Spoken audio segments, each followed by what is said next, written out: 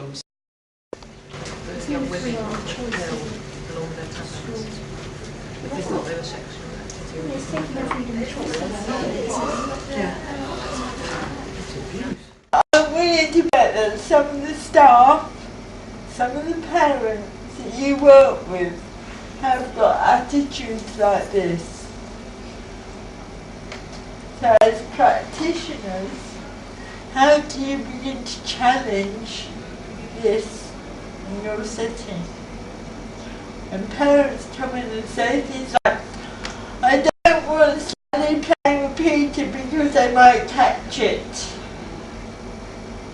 Or I don't think you should have that child here with learning difficulties because my son's going to get bad habits. Yeah. That kind of attitude comes from all this media stuff.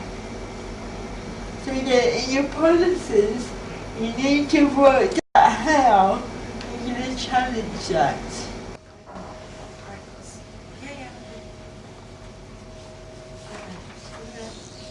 I think one of the things I've learned is that every activity we put on, we need to make it accessible to children and young people, and that means really the way that we promote it and give literature about things to parents and children and young people. It has to make it very clear that their individual needs and requirements can be met, and that we will have the attitude that we will plan things with that in mind, with accessibility in mind.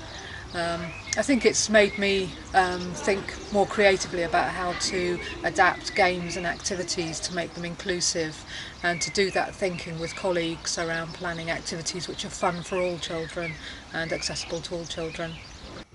So you went to, as a whole team to the disability awareness training and then to the Everyone Can Play training. Has that made it easier to kind of get everybody on board?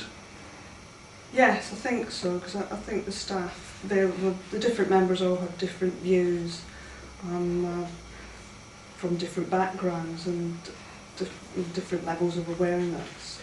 And the training did help to bring them all together to realise that we could bring disabled children into the play scheme, and we didn't have to have lots of new equipment and stuff like that. It was good. The first point of contact is usually the parent. They come in and ask if there's a place. If there are no places available, they go onto a waiting list. And usually the first piece of information we get is what the parents put down onto the registration form, which is usually very basic. So it's usually when we actually meet the children and they come in, and then we find out what likes and dislikes they've got. Sometimes some children don't tell you, or they can't tell you. So it's sometimes from observation what things they join in, what things they don't. If they like arts and crafts, they'll immediately go to the cupboard and get things. So it's usually, most of it is from the child. What about if they've got learning difficulties? The parents, most of the parents that come in don't tell us about learning difficulties. It's usually something we find out for ourselves, through them being here for a little while. Whether it's because they're afraid they won't get a place, we're not sure. But it usually comes after a little while when they're here. What's your policy about including children with learning difficulties then? Well, on the policy it says that we include all children. So we've got quite a few that come from the local school and have got learning difficulties, and sometimes they may want some help with some work that they've got at school. So we work around anything that they really want to do. We also try and get the other children to encourage them to do some work with them, because sometimes they feel a bit isolated, I think, at the school.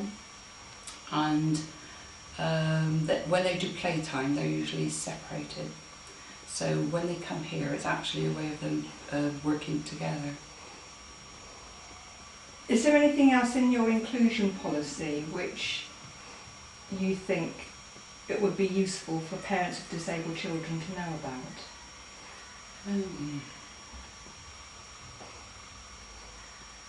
I don't know, I think it's more or less just letting them know that the children are welcome. that the children that are here will make them welcome, and they're not going to be isolated when they're here. Every time I have children with ADH, there's always this warning from parents, or they got this special condition, or can you make allowances, and can you make sure that the children don't pick on their individual child. But it's normally parents are more concerned about their young people, their young. Normally the parents are more concerned what they need to be. Quite often, children with all those abilities come down, just integrate with what's going on the playground with no problems whatsoever. What about the inclusion of children perhaps who are wheelchair users? Have you had experience of that in the past, and what did you do? We had a young girl that had her leg amputated, and what we did, when she first came in, she thought she wouldn't be included in the games, and we had a lot of racing games, you know, like.